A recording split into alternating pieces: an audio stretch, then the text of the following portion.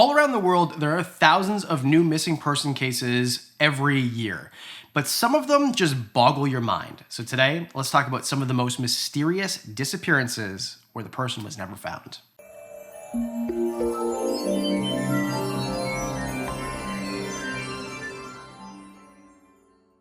Thank you for watching. My name's Adam. This is Informal History, and let's get right into it.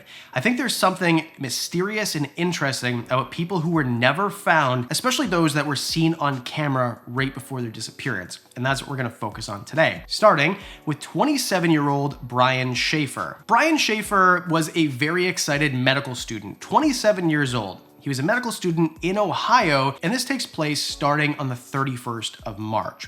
Brian goes for a steak dinner with his father. He's ready to celebrate. It's spring break. He's ready to go on a trip to Florida with his girlfriend the next week. And overall, everything is going great in Brian's life. At this steak dinner with his father, Randy, he starts talking about he's really run down. He's really tired. He's been studying a whole bunch, and he just really needs a break. So his dad says to him, Brian, maybe you shouldn't go out with your friends tonight, although that's what he was planning to do. And he does anyway. As any college kid would do, you want to celebrate, you want to go out to the bars, and there's an arena district right there for Brian and his friends to go enjoy a bunch of beverages at a bunch of different bars. So around 9 p.m., Brian meets his friend William Florence. They meet at the Ugly Tuna Saloona. This is basically at the beginning of a street, and as you work your way down, there's lots and lots more bars.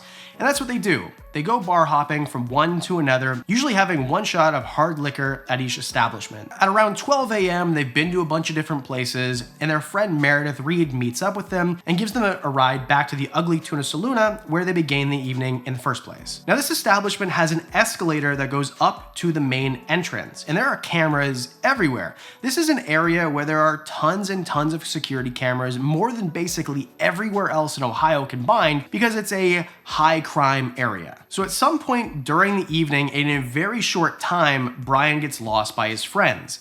So Florence decides, I'm gonna call him. I don't know where he is. His friend Meredith calls. He doesn't know where he is. They can't find him. And although Brian is seen going inside the building on a closed circuit television camera at 1:15 a.m., he's then seen outside, but never seen leaving. At 1:55 a.m., he's spotted on this same camera speaking to two women outside, saying hello, saying goodbye, very brief interaction, and then he moves towards the bar just out of frame of the camera, and he's never seen ever again. There's no footage of him leaving. There's no other footage of him anywhere else on any of the other closed circuit cameras. He just disappears without a trace. And although there's an average of 2 tips a week to this day, this happened in 2006, there's really been nothing that panned out. It's really difficult to think of what happened to him. The only place he could have left without being seen was a side door that wasn't used by the public that exited towards a construction zone that was very rugged, likely impassable if you were sober, never mind the fact Brian was drinking the entire night,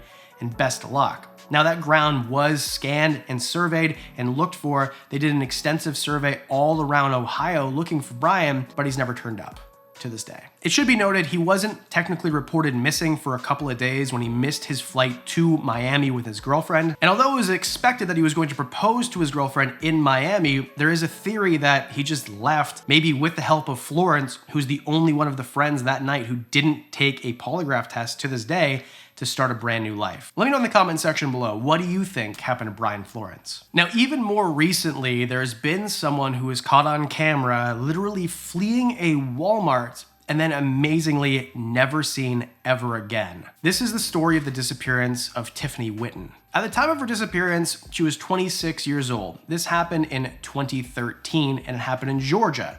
Now, Tiffany was known to be not maybe the most outstanding, upstanding citizen her entire life. She had issues with the law and even with stealing before the law could get to her as early as 2 years old, when her mother found toys in her toy box that didn't belong to her that she stole from a daycare. She had a long run of substance abuse, substance issues, theft, and even went to jail for 4.5 months for a break and enter over $60. Obviously, someone who's breaking into someone's house over $60 is in a bad spot. And to make matters worse, she got mixed up with the wrong crowd. She got mixed up with a man named Ashley Cottle. Ashley Cottle and Tiffany had a on and off again relationship.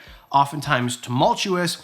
And of course, although they did have chemistry and they worked well together, according to friends and family, they're both methamphetamine addicts, and they would often do meth together. They would do whatever it takes to get the money to buy that meth, often stealing it from drug dealers. Now, because of this behavior, her family was rather estranged. Her mother was used to Tiffany just disappearing, not talking to her for weeks or months at a time, which makes this even more complex. Now, on the 13th of September, 2013, in Georgia, Ashley picks Tiffany up. They both go into a Walmart, and it's seen on cameras and by the loss prevention officers of the Walmart that she's stuffing clothing items in her shirt, in her bag, and trying to get away with stealing, it looks like. So she goes to a cash register. Ashley buys a small Bluetooth speaker. She buys nothing. And on the way out of the store, it's seen on cameras that she is confronted by these loss prevention officers. They grab her by the bag, confront her about it. Ashley is standing in the doorway watching the entire thing unfold. She kicks off of her flip-flops. She struggles out of the hold that the officer has on her bag, and she runs out the door. Ashley recounted the event to his friends as him going to the truck and pulling a gun or pulling a knife. But in actuality, you can see him standing here doing absolutely nothing. It appears both of them are on some sort of substance, maybe methamphetamine, something else, but he just kind of stands there like a bump on a log doing absolutely nothing. Now, this is a weird one because she runs out, Ashley's still standing there, so although he is a person of interest, he wasn't there. He didn't take her. She ran out on her own accord and was never seen again. Now, Tiffany's phone was in Ashley's truck. And what makes this interesting is 4 months after her disappearance, her brother, her half-brother, reported getting a call from Tiffany. But Ashley had the phone. So did Ashley give the phone back and say that he never saw her when he actually did? Was it possible that maybe Tiffany was in a bad way, on substances, doesn't have footwear in, doesn't have a phone, in just a bad situation, and finds a bad actor to maybe say, hey, come live with me, come with me, we'll protect you, and maybe she gets taken advantage of, and that's why she's never seen again. Now, oftentimes in the US, it is known that young, pretty women from middle-class environments, especially white women, often get lots of media attention.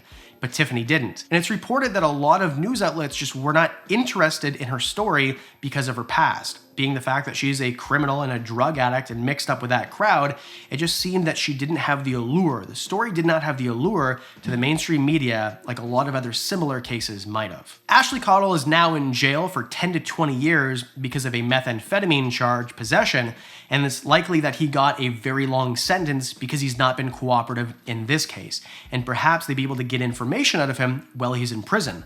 Although he denies ever seeing her after she fled the Walmart store, denies having her phone, denies any involvement whatsoever. Even being quoted as saying, "I can't believe they thought I killed that expletive." So is it possible that he had nothing to do with it? Is he the one who did it in the first place? I guess we'll never know. It's been over 10 years and there's never been a sighting of her. What do you think happened to Tiffany Whitten? Let me know in the comment section below. Do you want to see more videos like this? I've got a few lined up. Should we do more stuff about animals or disappearances or history events? Let me know. Please do hit the like and subscribe button if you want to see the channel grow. And because I do videos every weekend, that means I'll see you in the next one.